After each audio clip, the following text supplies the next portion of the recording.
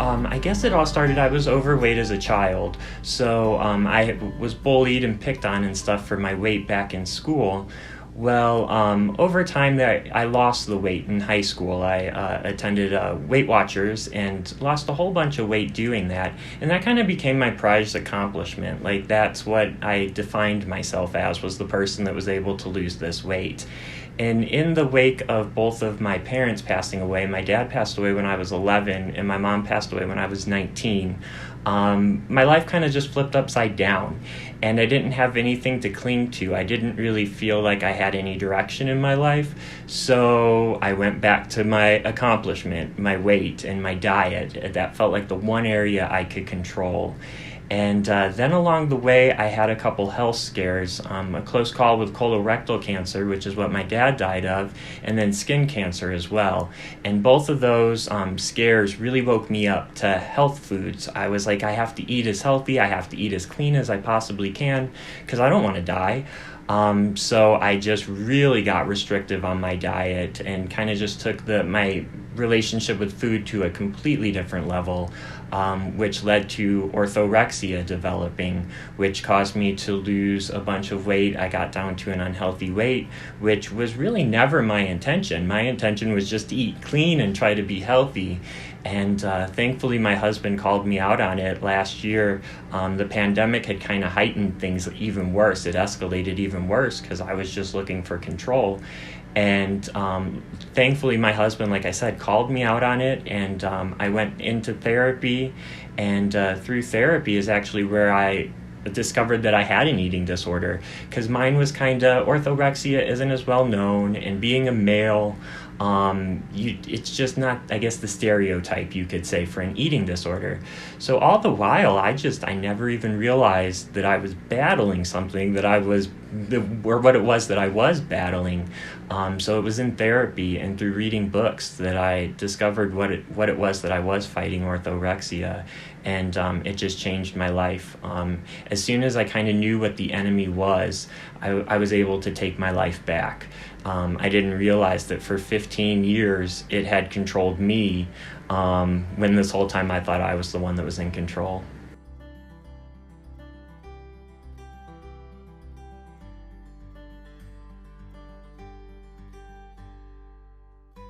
Yeah, my biggest fear was history repeating itself. I had seen my parents die at young ages, and I didn't want that to happen to me. And then I also had the fear of gaining the weight back and being kind of ostracized again for being that heavyset kid that I was in school. So I saw all these things from my past, and I figured if I could control things as much as I could prevent them from happening again.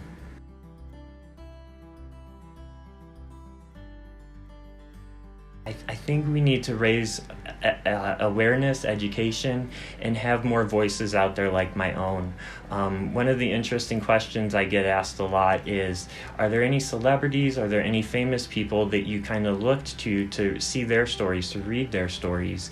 And all the ones I could list were female. I didn't really have many males I could say, yeah, he went through what I went through. And it just made me feel really alone, especially when I was coming to terms with an eating disorder. The first support group I attended, I was the only male there. So it just felt like maybe I didn't belong. It made me question whether I was truly sick, just because of everything I'd learned in school.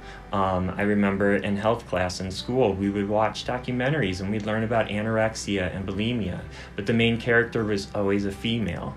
So it started at a young age. That seed was planted, that eating disorders just are a female thing. They don't happen for males.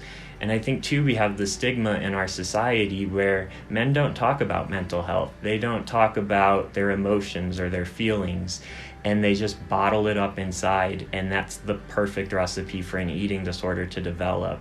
So if we could just teach our young boys, the young males out there, that it's okay to express your emotions. It's okay to let it out. Don't bottle it up.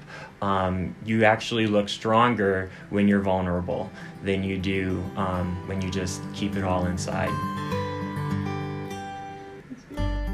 Yeah, it's been a very therapeutic experience to have the opportunity to share my story with other organizations, because while telling my own story and seeing other people's reaction, just seeing that the light bulb go off in their head, or to be able to really illustrate what an eating disorder can do, is just life-changing for me all on my own. It makes me feel like I went through this whole battle for a reason. There was a purpose behind this, and I came out stronger. So being able to share my story has just been just an empowering experience for me, to be able to inspire other people and to just be able to illustrate it, because you can put together a web page and outline, these are the signs and the symptoms, but until you hear that real life experience, that really brings it to life. That really makes it feel real. So I love that there's organizations out there like Hope's ED and the other organizations that I've worked with that want to hear our stories, because our stories hold so much power, because we're the pictures, we're the living example of the words that you see in the textbook or on the screen.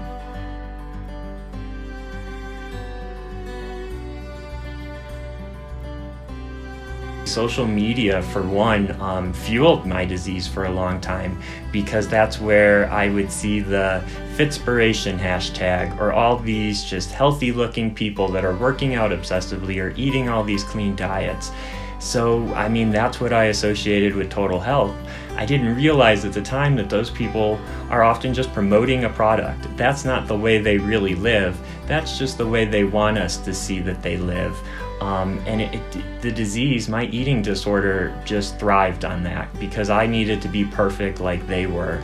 I figured that would mean I was popular. You see an influencer show off their six-pack or their workout, and they get 10,000 likes. I sit here and I take a picture of myself with the dog, and I'm lucky to get 20. So it makes me kind of want to work harder to be popular, to be perfect like they come across.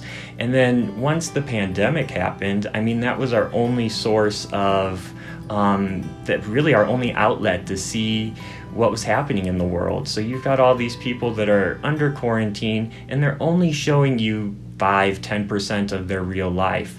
But in our heads, that's what we think is what their life is like 100% of the time. So I think it's really crucial that we educate everybody, society as a whole, on social media, so that it's got great aspects to it, but it's also got some toxic aspects to it. So we need to be able to draw that line.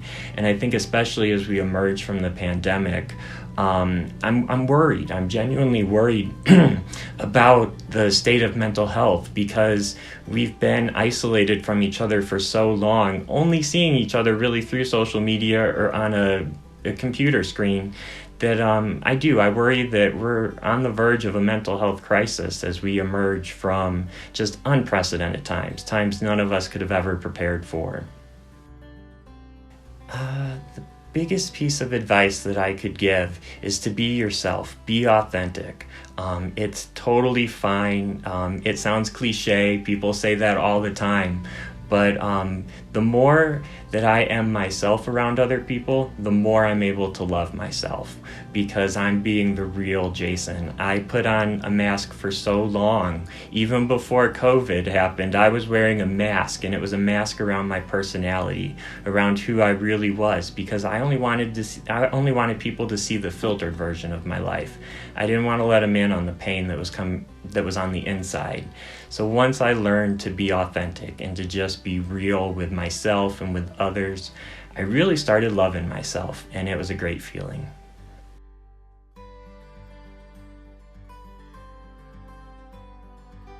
Eating disorders can happen to anyone. Like we said, or like I spoke about earlier, males, females, anybody out there can suffer from an eating disorder. And I think the most important thing is to realize that eating disorder is not you.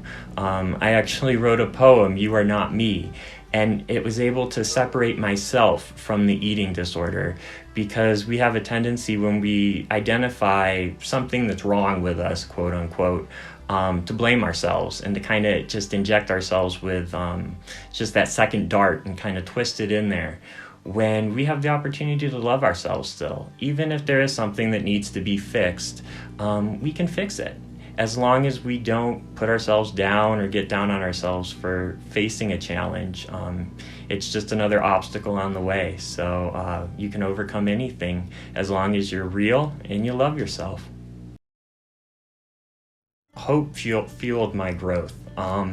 I was in a dark place. I was coming from a dark past with lots of hurt, lots of pain from losing my parents. I didn't often know whether I'd be able to afford to eat the next day. And then an eating disorder takes over, and I'm fighting this anxiety and this constant fear of the future. But somehow hope just carried me through. I can't explain what it was. It's like this invisible force, like just the wind kind of pushing you at your back. And it just kept me moving forward. Even though yesterday might have been bad and today might not be so great, hope gave me hope that the future could be better. And it just kind of kept me clinging on, and I think hope is the reason why I survived.